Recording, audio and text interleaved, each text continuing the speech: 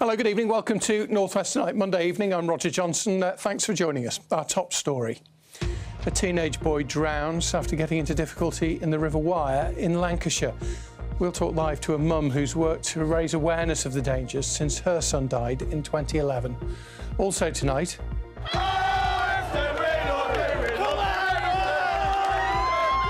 Singing the blues as Everton fans bid farewell to Goodison Park, their home for more than a century. I feel like we've won something. The atmosphere is terrific. The crowds have been amazing and it's just been phenomenal. It's just been fantastic. The Duchess of Edinburgh is a hit with the children at a multi-disability school in Liverpool. Next stop for selfies, a train-mad couple who've hung railway signs on their home say they've been inundated with visitors. What's so special about Hale Village? It's the latest of Kay's 25 special places in 2025. And there's still a lot of dry and fine weather to come this week, but change is afoot. So if you are looking for rain for the garden, join me at the end of the programme. I'll give you all the details.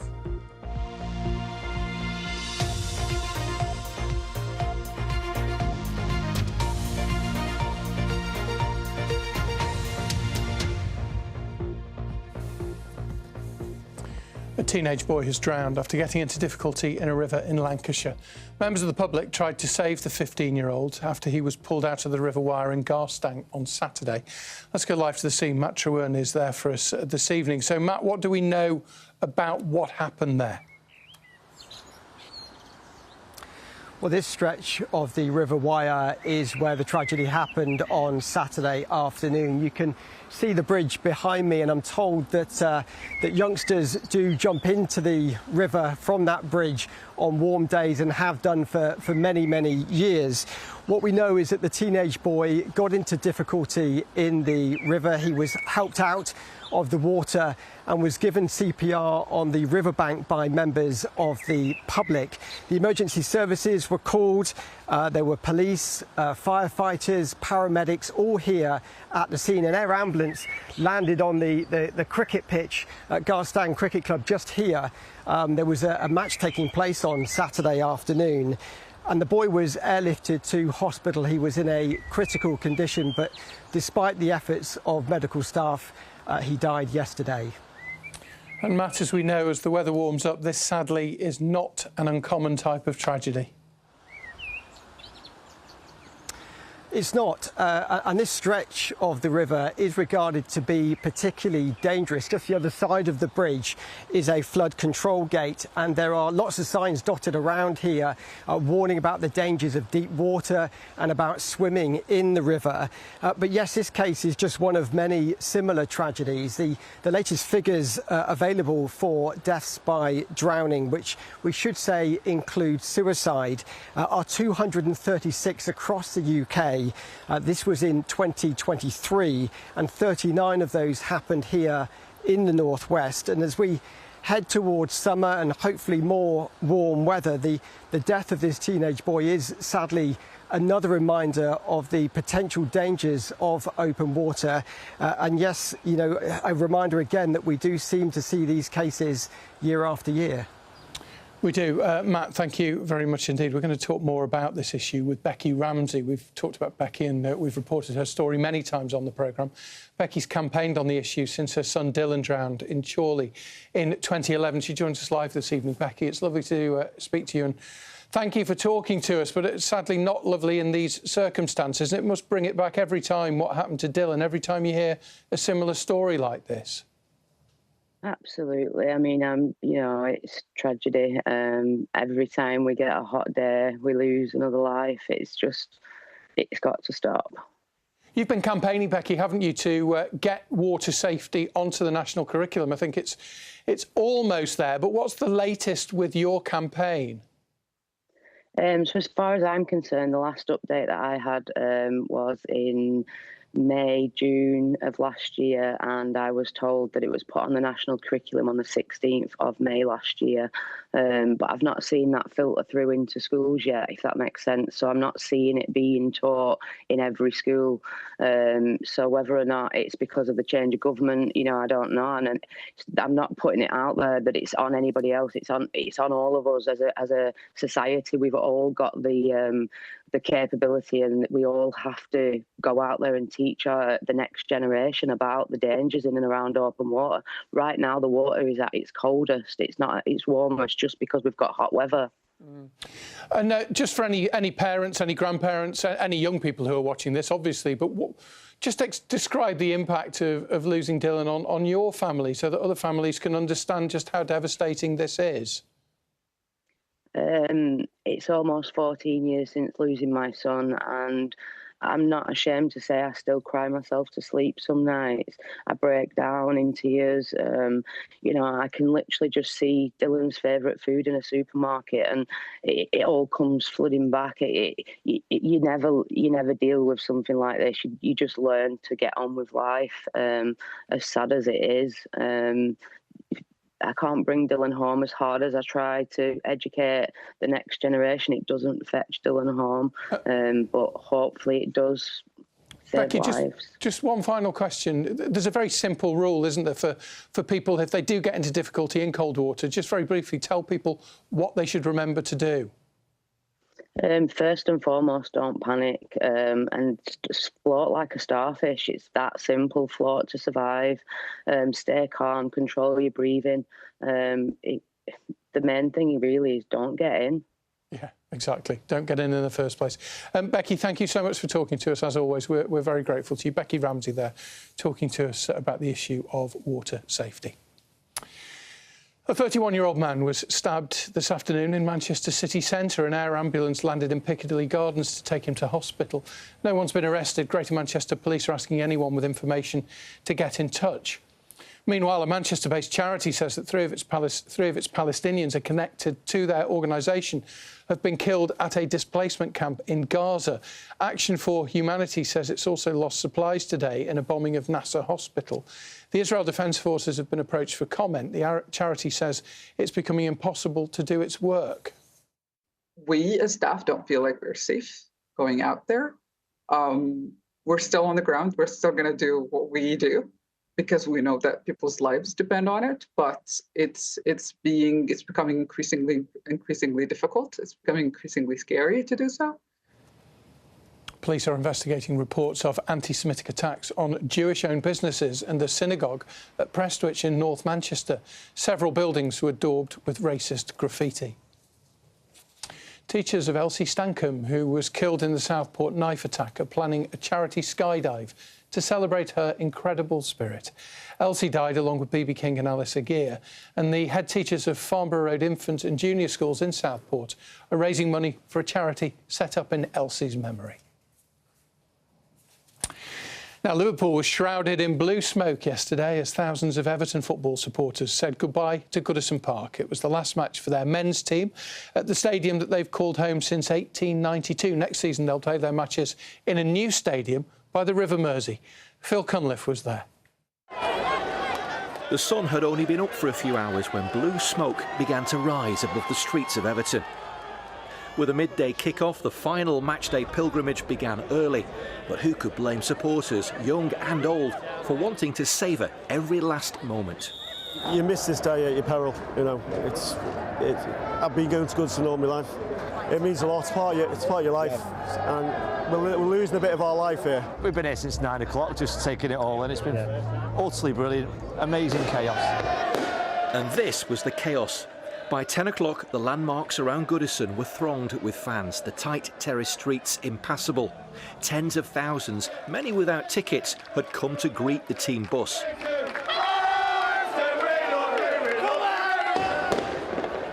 But not everyone was in celebratory mood. Very sad. Mum and Dad have had season tickets at Bullens Road for over 50 years, the two of them. Mum died 2 years ago. Dad's 94. He can't make it today because of his mobility. I've been here since 7:30 this morning. This was first thing on my agenda programme. My dad was a Blue, my granddad, my great-granddad all lived in Everton, and we're just a Blue family, and this is a really emotional day for us. It's going to be crazy, you know what I mean? At the minute, it's just great, just great. Tears later. Don't stop me. Watched by a sellout crowd, the actual game, in some ways, was incidental. Any fears the performance might not befit the occasion were soon allayed, with Everton winning 2-0. Iliman Ndiaye, darting run, and 1-0 Everton. It's taken only 5 minutes. Full-time brought tears and more nostalgia as 70 former players paraded around the pitch to great acclaim.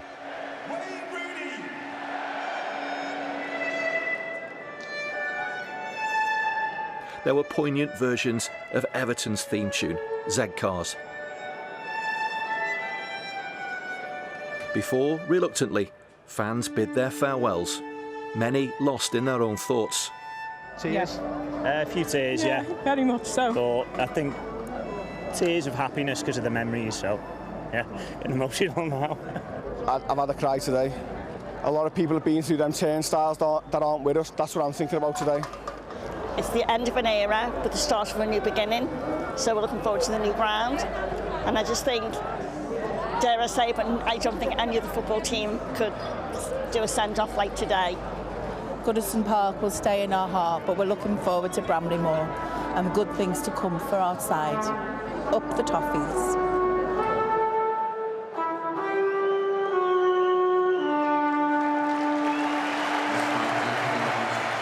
Phil Cunliffe, BBC North West Tonight, Goodison Park. Yeah, it was quite a day, wasn't it? There's a special documentary. It's going on to BBC iPlayer this evening. A must for Everton supporters, of course. But if you're not an Evertonian, not even a football fan, you might find it interesting. It's all about the people and the stories. It's called Goodbye to Goodison, and it will be available on BBC iPlayer a little later this evening. Now, the Royal School for the Blind and Rushton Futures in Liverpool had a special visitor today. Sophie, the Duchess of Edinburgh, played games with pupils and met staff to see how they're working to improve education and opportunities for children and young adults with additional needs. Kelly Foran was there as well. It's not every day you get to play table cricket with a member of the royal family. Are you excited? Yes. And what are you going to show her? I'm going to show her my batting skills. Are you ready? You ready? Yes. And the pupils here did not hold back.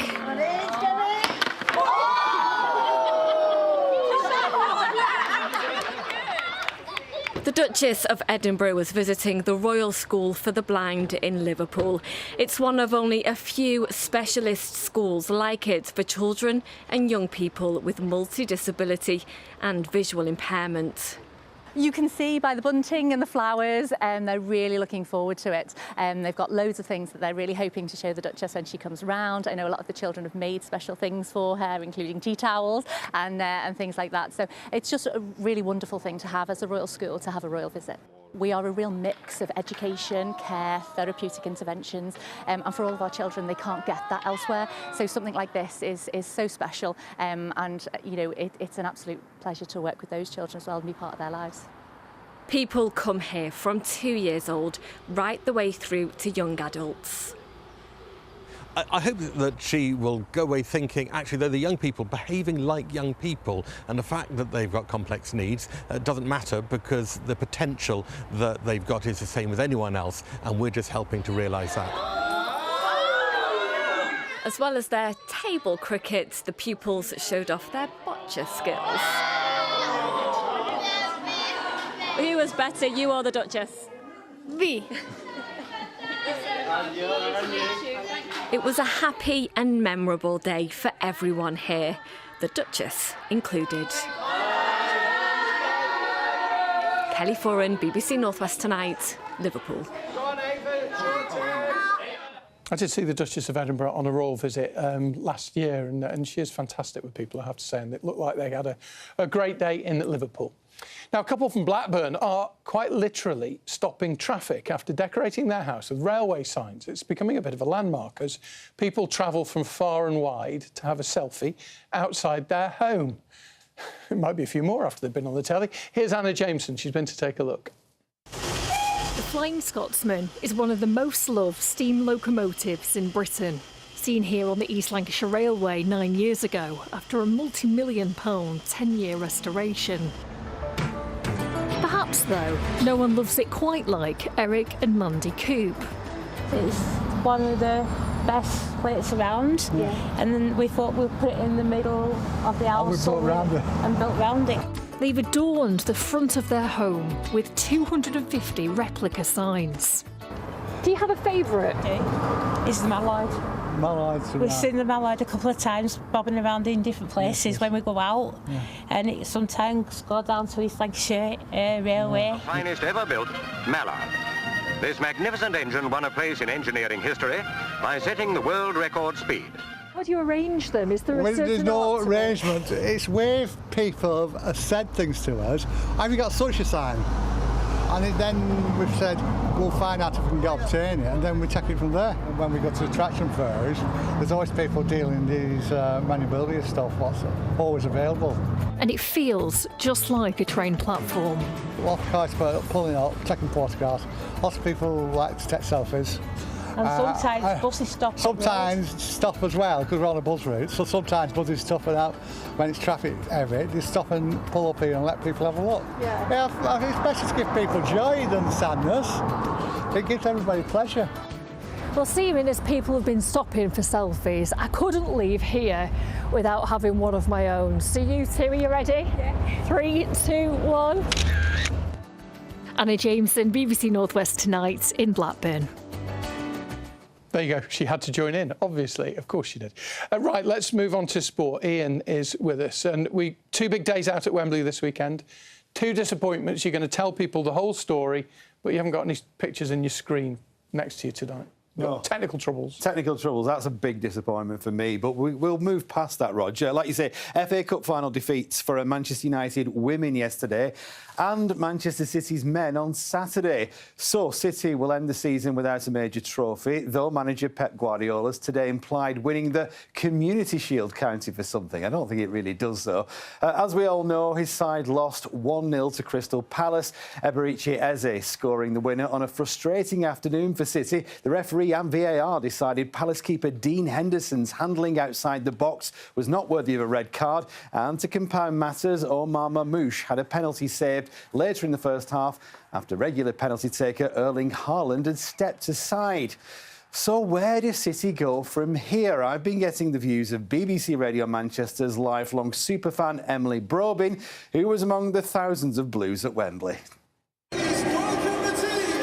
The excitement was there. Wembley never feels old to me going down there, but I think there was a bit of an air of trepidation because we know that Palace can hurt us, and that did actually come to fruition as well on the day.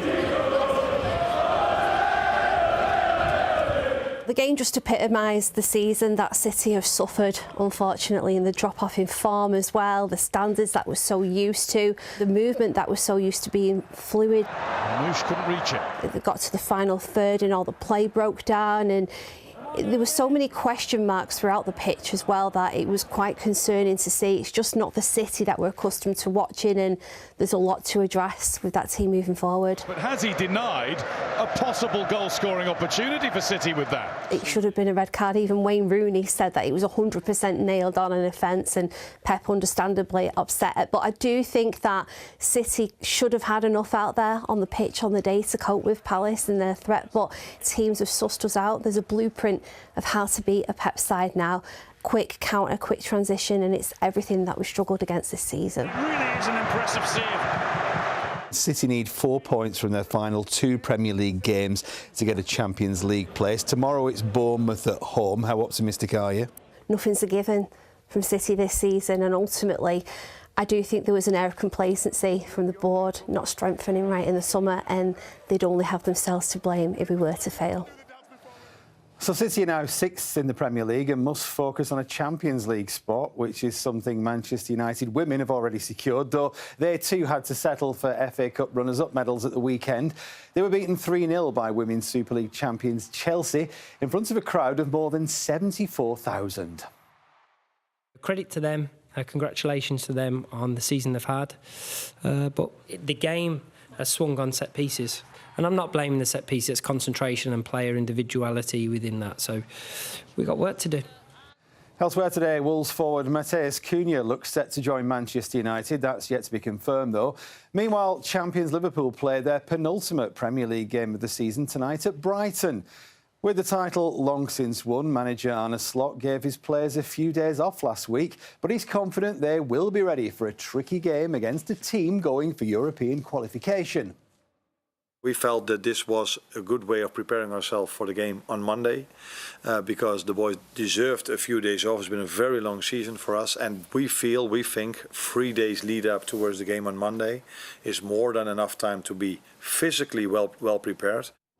We'll find out, won't we, Anna? In Super League, the weekend started with Wigan beating Leigh on Friday, while yesterday, 9th place Warrington Wolves fell to a 6th defeat of the league season, beaten by 40 points to 10 at Wakefield Trinity. Meanwhile, Salford Red Devils continue to struggle on and off the field, the bottom side losing 48-16 at Castleford Tigers. On to cricket, and Lancashire looked to be heading for a rare win in County Championship Division 2, but instead could only draw against Derbyshire this evening. Lancashire declared on 184 for 7 in their second innings, setting Derbyshire a victory target of 329 runs. That was returning hero James Anderson taking one of his 2 wickets today to add to the 3 he took in Derbyshire's first innings. Tom Bailey took the 8th Derbyshire wicket about an hour ago as they finished day 4 on 220 for 8. And that, my friends, is the sport. Kay's there. This is a surprise. I know, there's good reason for it. Ian, thank you very much. It was all very comprehensive, albeit a little disappointing for our teams at Wembley at the weekend. Never mind. Thank you. Right, Kay's here because we're talking 25 and 25. Yes. Yeah. This is your thing to go to 25 amazing people or places in 2025. In the Northwest. It's keeping you, obviously, it's keeping you busy. Where have you... Keeping me very busy. Yeah. I'm up and down. We've met some fabulous people. We've been to some fantastic places that you know. Cool. Now, this one, it really piqued my interest because lovely Malcolm Spargo, hey Malcolm, had emailed me in to say, you've got to come to Hale Village. And I thought, oh, how come I've been to Hale? Yeah. Now, you might not have been, but I have, in Greater Manchester. And then I read on the email, two Hales. Ah, there is. And I did not know. So I thought, well, if I don't know, he probably doesn't know, and maybe you don't know either. So off I went. Nestled along the banks of the River Mersey, with rows of tiny whitewashed cottages, you'll find Hale Village, a hidden gem in the borough of Halton, rich in history and charm. I think the Queen, when she came here in the 50s, described it as an oasis, and it is. You know, you have big towns, cities like Liverpool on one side, Widnes on the other, and it's very cut off in many ways from the rest of the world, and so it retains a really country sort of feel to it. I think the fact that it is quite separate from everywhere else has meant that it has retained all of that charm, which is lovely. Bill, surely we're not still in Hale Village? Well, we sure are. This is my farm. The village is surrounded by farmland. If you look in the distance at that tower, that's Liverpool Airport. We follow the river round. We then come to the lighthouse, now disused, but still a good site. If we follow round again, you'll see we come to the oil refineries. Then we come around to the hills of Frodsham and Helsby. We carry on round again and we come to Runcorn. One of the most photographed spots here in Hale Village is this guy, John Middleton. Now, he was born in 1578, measuring in at a whopping 9'3", so he's still registered as the tallest man in England in the Guinness World Book of Records. Do you know what? I'd have to stand on a few books, wouldn't I, to get a kiss out of John? John! The Child of Hale is the most famous person in this area. And the thing is that all the people came past here, all the Vikings travelled past here, Romans, everybody's gone past this area. You can go and have a 3-mile walk right along the edge of the river, and you then come back through a lovely park, past a nice house, and then you finish up at a lovely pub. People here are wonderful. I've lived in this village now for 49 years. So many people who have lived in this village for so long, we would never move anywhere else because there's nowhere else really that compares with Hale. It is quite unique.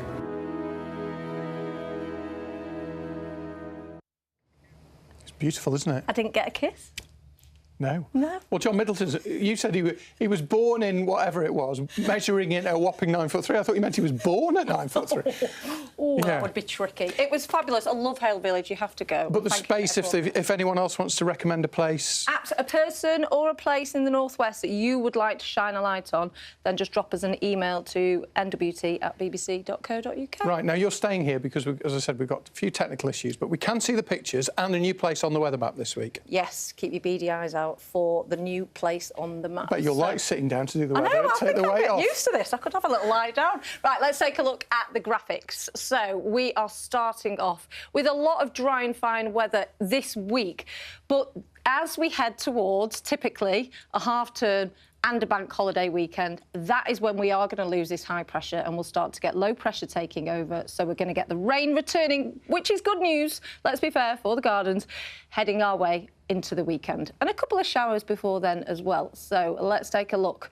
You can see high pressure is still in charge, not quite in charge enough to kill off any showers, and then a cold front comes through on Thursday. When that does, we'll start to introduce milder air, cooler air rather than we've had of late.